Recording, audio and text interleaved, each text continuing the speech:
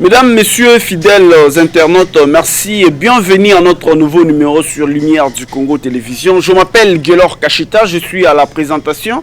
Je suis servi à la prise de vue et la réalisation par Fanny Tsouaka. Merci beaucoup d'être toujours là. Nous allons discuter aujourd'hui sur les questions tournantes autour de l'actualité politique en République démocratique du Congo. Je ne serai pas seul sur ce plateau. J'ai invité pour vous M. Cédric Ngandou, communicateur de l'IDPS. Nous allons parler avec lui en long et en large sur toutes ces questions. Mesdames et messieurs, partagez toujours nos liens, partagez, laissez-nous de commentaires, abonnez-vous massivement, mesdames, messieurs. Je suis déjà avec mon invité sur ce plateau, à qui je dis bonjour et soyez le bienvenu. Merci et bonjour mon frère Guélor Kachita.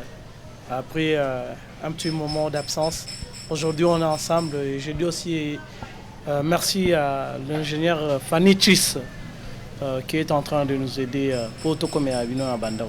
Comment, bonne santé, ça bien? Oui, santé, ça bien parce que l'éternel Dieu des armées continue toujours à nous garder, il nous protège contre tous les incidents. Donc c'est pourquoi on est toujours en vie parce que nous sommes les enfants de le Dieu Tout-Puissant. Merci beaucoup Bandeko, Balandi et à Lumière du Congo TV. Vous êtes déjà branchés. Ndeko Cédric, 9e jeu de la francophonie en République démocratique du Congo. Ça s'est bien passé.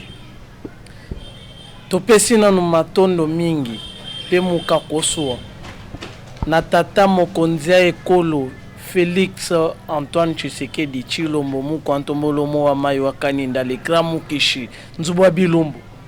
Pourquoi topesi non merci parce que tout moni que j'ai de la francophonie et la biso makambo asika na mboka. Après autant d'années. D'abord, tout moni événement beau. Il est qui bien? On l'a dit en bien. Et l'équipe qui toko. Il y a ko sakanate, il y a robot, il y a pété. Donc, jeu de la francophonie, 9e jeu, et Salemi na ndenge longo bani donc, banamboga nyonso, pasepeli na. Mesdames, Messieurs, pour la première fois en République démocratique du Congo, pas plus de 5 fois en Afrique, nous avons vu comment ça s'est passé ici en République démocratique du Congo, le 9e jeu de la francophonie. Ndeko, comment d'abord tu as trouvé cette organisation de ce 9e jeu de la francophonie en République démocratique du Congo? Comment d'abord l'organisation en entièreté? Merci beaucoup pour la question. D'abord, on dit que l'organisation est plus meilleure. Il y a jeu de la 9e jeu de la francophonie. On a vu que francophonie est Bundisamaki Makasi pour ça les mater. Mais le chef de l'État, avec son gouvernement, batena qui bon pour Masanomana, Makoka Kosalem. Pe Masalemi, biso bayimbo kato sepela ki nango makasi, to moni pe makamunyo so lekani na kimia, pas d'incident. Donc tout ça s'est bien passé. Donc organisation dans peu de temps. Et l'équipe bateau basara ba organisation il y a 10 ans, 7 ans. Mais organisation dans un bref délai, tout était au zénith. Donc makamno so là qui kimia sur le plan technique, tout était kitokos, plan organisationnel, nyo so ça qui kitoko, sur le plan de jeu. Donc nyo ya kolobaku tout ezati, ya kolongola pe ezati. Donc makamno so le kanaki bien.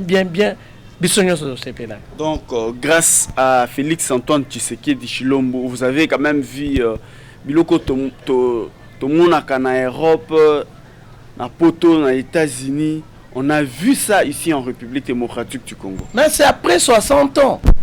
Depuis Toviva, combat ya Ali Foreman, na stade Tata Raphaël. Nde alaka mama na mobange événement. Banda wana tilelo totikala mon événement ndenge wana te. Il y a eu ba régime ebele leka basonja organiser milulu ya ndenge wana te. Mais avec la venue il y a Félix Antoine Tshisekedi Tshilombo oyo aza de père et de mère alobi non mboka na biso photo valoriser culture na biso fo que monde mobimba bamona pe culture congolaise yango ndo moni abengisi je ya francophonie esalemi pe mokili mobimba pe bandimi pe bakomi kofélicité pe bandimi ke non ya solo Congo eza mboka oyo ezali na bankita ebele donc na ba forme nyonso tolakisi culture na biso pe tovaloriser yango lisusu bato nyonso baondima grâce ya Félix Tshisekedi. Donc na mandat na ye tomoni jeu de la francophonie papa maman azwi temps ya kofréquenter basite nyonso oyo ezalaki prévu mpona bajeu. Donc et ça lui fait énormément plaisir. Alors, avant, on a vu beaucoup de gens diaboliser la RDC. Beaucoup de pays, il y a eu même des pays qui se sont retirés pour dire que dans le Congo, il y a l'insécurité et tout ça, tout ça. Tout ça, c'était juste pour mettre le bâton dans le roue de ces jeux de la francophonie. Mais alors, aujourd'hui, nous sommes arrivés à la fin et c'est vraiment une réussite totale. C'est vraiment une réussite totale de ces jeux.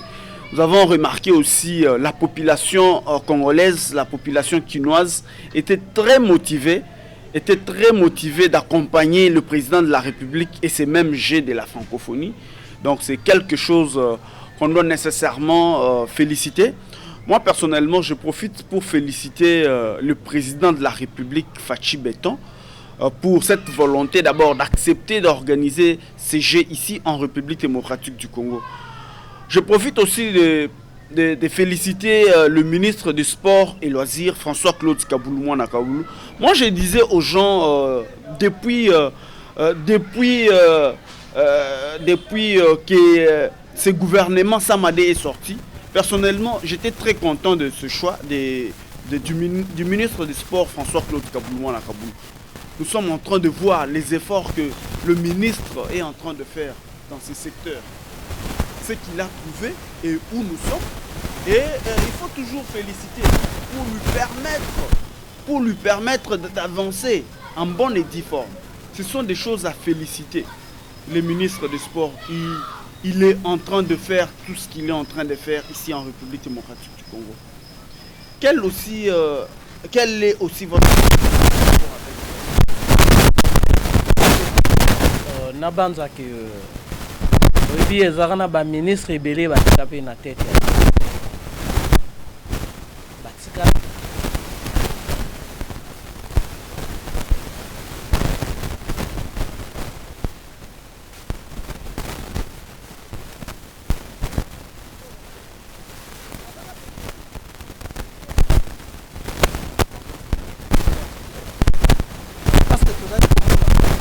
la fédération qui est censée, comme l'organe technique, a ça la bêtise.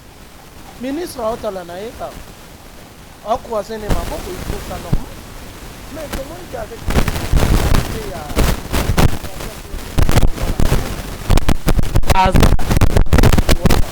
a fongoli misu na sport parce qu'il est du domaine.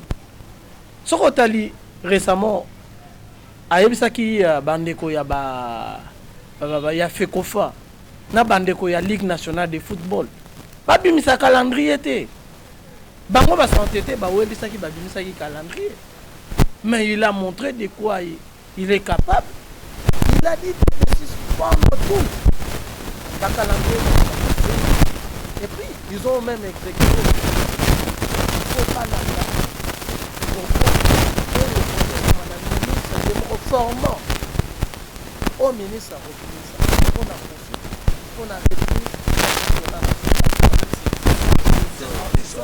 que nous devons louer. Et ça, c'est que nous, comme ministre, nous avons un bureau pour les acclimatiser, ou faire nous croiser ma bouche. Ce sont des choses que nous déplorons. Tolingi, comme terrain,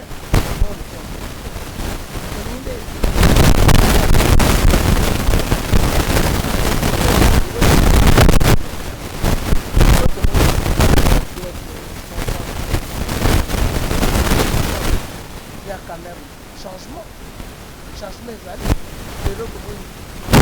l'athlétisme, on a vu les tango, on a vu la boxe, on a vu les basketteurs, on a vu les judokas, on a vu les karatékas.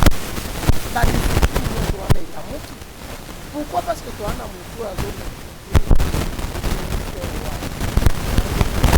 Même la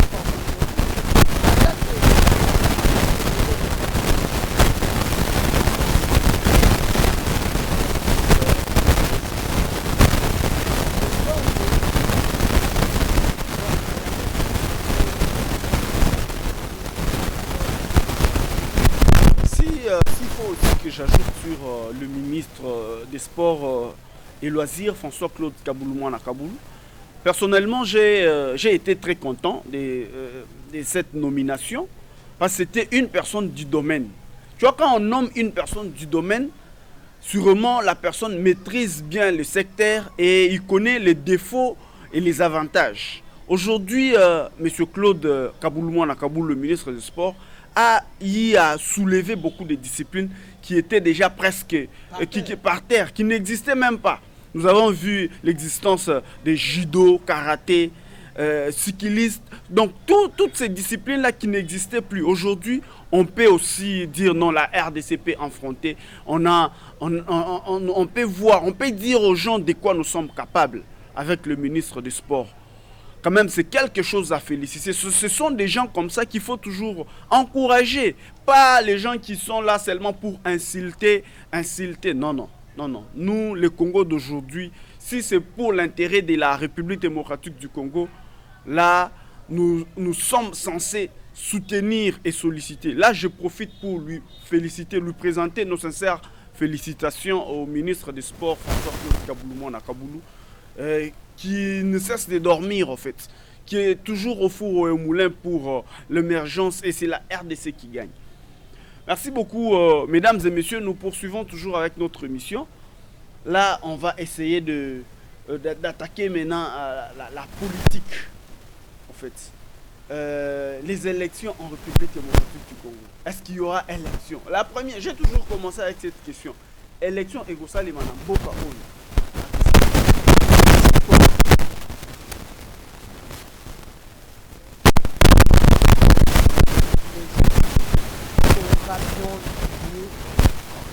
Démocratique du Congo, dont le délai prévu par en respectant aussi le calendrier publié par la CENI. La CENI a publié son calendrier. Il a précisé même que le 20 décembre de cette année, les élections présidentielles de tous les niveaux aura bien lieu. C'est pas quelque chose qu'on doit commencer à s'interroger sur l'histoire. La France a déjà rendu son calendrier.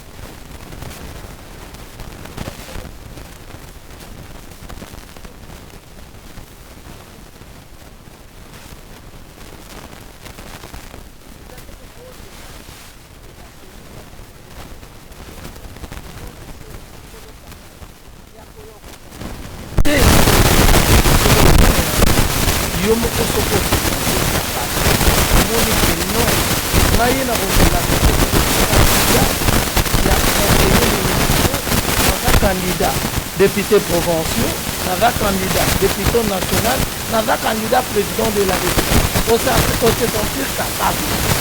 Et oza na casier judiciaire. Yo moko. Ba dossier na yo o ezali en bonne et due forme. Mais ce qu'on moni que oza ya kobongama te. Oza na base te. Ça ne sert à rien, il y a que ça la maquelle, la pamba. Oh non, nous voulons les élections. Avec ça, il faut commencer à conditionner. non élection ezali eza fait à mariage te po bapesa o lokasa oya po ya kobina musique ya zaiko langa te oyo ezali maponami soki olengelaki base na yo yo moko milengelaki wana nde kozala na temps ya confronter élection soki omilengelaki te il faut rester calme. Le train ne s'arrête pas pour une seule personne. Ou l'avion, il ne doit pas rater son vol pour une seule personne. Donc l'avion doit toujours décoller. Donc, vous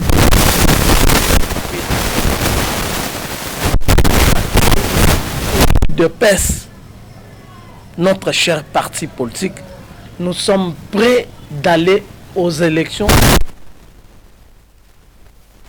Alors, vous trouvez que les opposants de la République démocratique du Congo sont aussi prêts à aller aux élections?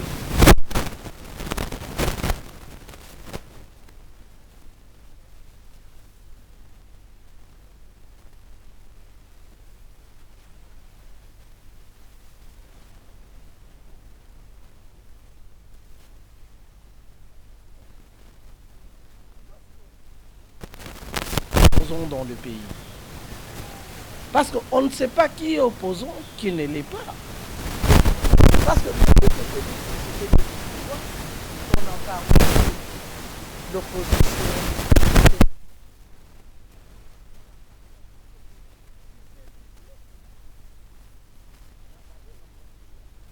Il y a Martin Fayoulou.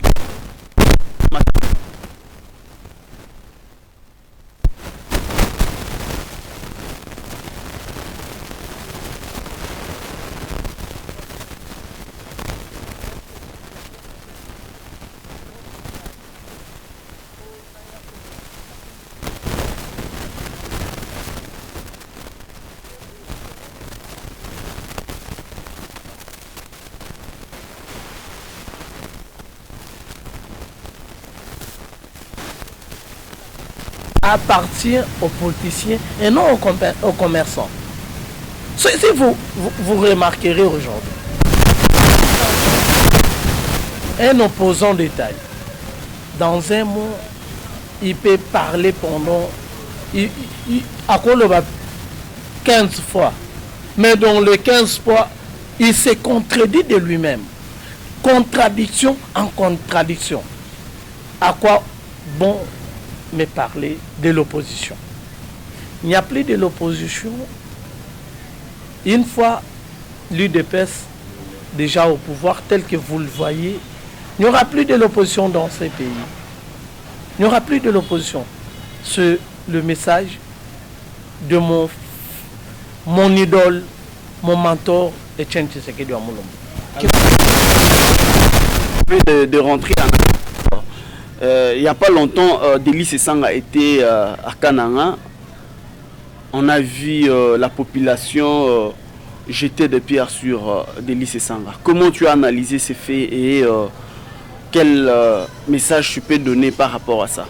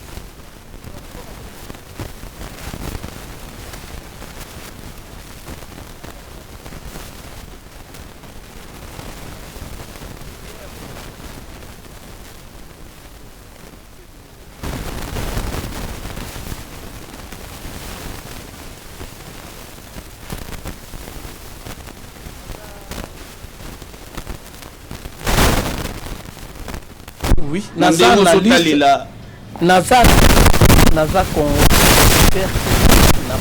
Et surtout que Kabound fuit votre camarade de l'IDPS. Naza juge naturel te ya monsieur Jean-Marc Kabunda. Avant la juge naturel na ye. Yenda azali ko apprécier dossier na ye. Par rapport à appréciation, il y a ndenge bakosambisela ye. Juge nda ko apprécier. Arotala, est-ce que tokoki ko libérer ko tika ye à liberté provisoire ou bien esengeli azalaka na prison ya makala wana ezo engagé kaka juge naturel na ye.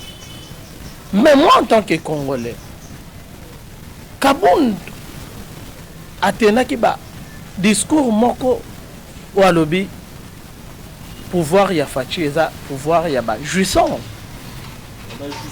Il y a ba jouisseur, je m'excuse. Mais il faut à l'axa ba preuve il y a ba jouisseur. Il y a bateau va se réjouir dans peu de temps na pouvoir il y a Fachi béton. Il faut que à l'axa ba preuve. Il faut à l'axa preuve il y a Mbambongo oyo ye moko alobaki Fachi en ça la transaction à l'extérieur du pays. Il faut qu'il y ait l'action soana. Mais ce qui a la kisi devant son juge naturel, ne ba koye ba nengeni ya ko balancer ce qui va libérer tant mieux, ce qui va libérer tant mieux. Mais essentiel, il faut assamba. Alors son avenir politique, comment tu trouves l'avenir politique de Jean-Marc Kabunda? Non. Politique je crois que c'est Adje Kabound. Adje Kabound. Adje Jean-Marc. Je l'ai dit et je le répète parce que n'a pas parce que le complice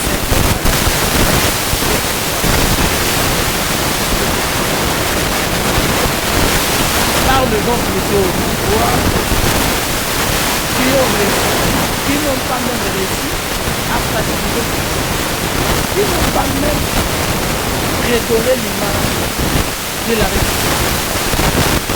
Ça suit c'est dire que les gens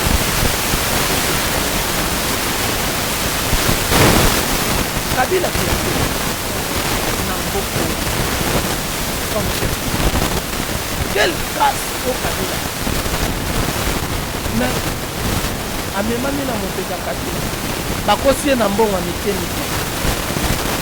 ye moko amoni ke akomaki justeur c'est que Kabound nda akomaki pe justeur c'est que a depuis qu'est-ce qu'il y a ensemble et c'est même que quand il a parlé de justeur il est avec jusque là c'est la parce que tout le monde a fait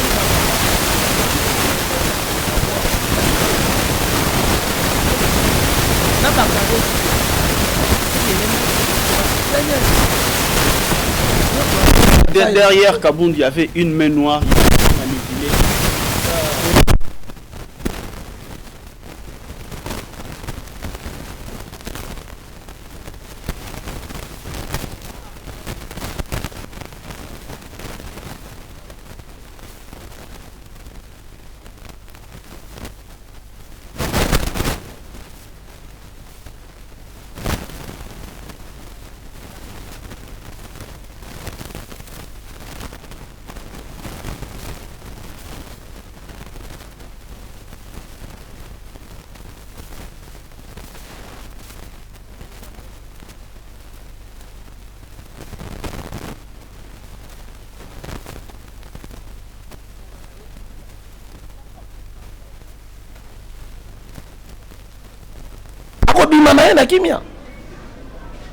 Mais il y a Kabound, les combattants et les combattantes qui a ça l'aller comme retour. Et si maté, a déjà la partie a évolué. Pour bien évoluer, il faut qu'il y ait des pèses. Non. À l'UDPS, pour Kabound, il y a la place pour d'autres personnes. Merci beaucoup, mesdames, messieurs. Nous sommes arrivés à la fin. Un mot de la fin et en clôture. Avant le mot de la fin, je dois un peu m'adresser à l'église catholique et l'église SCC. Ouais. On a compris que l'église Oyo c'est mère des troubles. Les hommes de Dieu ont oublié l'évangile selon Jean, selon Luc, selon. Aujourd'hui, ils ont embrassé maintenant la politique. La CENI a publié qui calendrier naï. Tout comme qui même na étape, il y a dépôt, il y a ba candidature. Ba député national, il y a députation nationale, ba si ba déposer qui déjà. La CENI a affiché même na bateau baza retenu. Merci na collègue nanga Gilles Mounier baza retenu. Comme candidat la circonscription ya Funa. Baza retenu. Mais ba si ba retenir na bateau. Mais les autres monnaient les deux églises animées de mauvaise foi. Bah y a une révisitation et affiché électoral. Par quelle magie les loto banda sous kozonga sima pour na caprice il y a église catholique na opposition na yazota mwana na libenga. Tozo ko mettre bango en garde. Nous mettons monsieur Fridolin Ambongo en garde. Nous mettons monsieur Abbé Donation Cholé en garde. Trop c'est trop. Ce pays n'appartient pas à l'église catholique. Ce pays appartient aux Congolais. Mais si vous êtes animé de mauvaise foi, nous vous mettons en garde. Peut-être si vous avez pollué l'argent d'autrui, la façon de justifier cet argent que vous avez pollué, il faut maintenant commencer à déranger les peuples. Il faut commencer à déranger les gouvernements de la République. Nous vous mettons en garde. Trop c'est trop. Cette fois-ci, si vous osez encore, bon, on a Congolais dans Nabi. Et puis l'église SCC. Tout le monde récemment, la justice. Entre bango na bango. Bazo le dossier, il y a mapang ou il y a église. Mokambi na bango moko a escroqué qui mapang ou église. Bakena ici na justice, tout le monde justice a bien mis si décision naïe. À trancher dossier. Mais quel exemple ba pasteur au balingi côté abiso lelo. Si ko batoye c'est lelo ba misali ba allié à l'église catholique pour na kolobela makambo élection balingi révisitation affiché électoral. Tozo koyebisa na batuya SCC boy. Le train est déjà mis en marche. L'avion ekozangisaka volté pour na mutu moko. Dès qu'il est 14, ceux qui volent à l'équipe proclamée. Ata yo mutu moko zangi vole et fait salem. L'avion fait décoller. Toko c'est la cabinote. Tout monde que besoin de mon abatu. Batu moko bazo ko manipuler bino église. Batindi bino bobanda ko déranger peuple. Bobanda ko tcha distraction pour maponamien salemate. Mais toyebisi bino que élection ezali dans le délai prévu. Si vous continuez, boyeba ke tokosenga sko ba marche ya kafuka fuko salema tokopoya kosenga na gouvernement de la République to dissoudre église catholique na église SCC. Siko parce que biso to comme préféré, il faut to valoriser pe église de noirs. To moni ba église o mindele ba yela ka biso. Mindele ba lingi kaka ba konza ka biso. La République démocratique du Congo est sous tutelle Yamundele Morote. Toza Bisomoko indépendant. Nous sommes un pays souverain et indépendant. Tout dépendra de notre Morote. Merci beaucoup. Un mot de la fin en clôture. Un mot de la fin. Tosengi na ba église o batika distraction. Maponomi ezali bayimboka tokende élection. La CENI est pesibiso du sous occasion. Ce qui carte na yo et bongaki to ebebaki kende na district ya circonscription fandaka o se présenter kuna o présenter carte na yo ce que zo mona naté basaleli yo carte ya sika Ce qui est bon, qui va repérer sa carte, mais que ba soko za étranger ko kende na hote pour ba bloquer okun. Très important.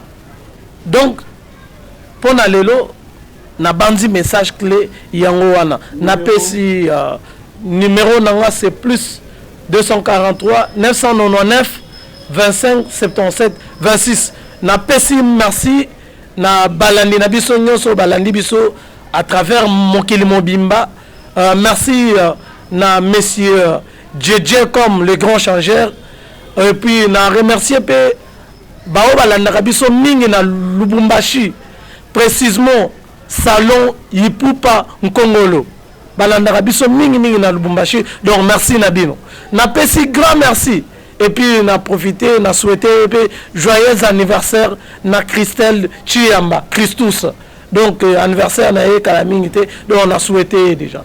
Merci na celui qu'on appelle l'évêque Pascal Mukuna, le PCA, et je remercie aussi celui qu'on appelle Amadou Djabi, Maseba Wetu. Donc Yaye Yangwan.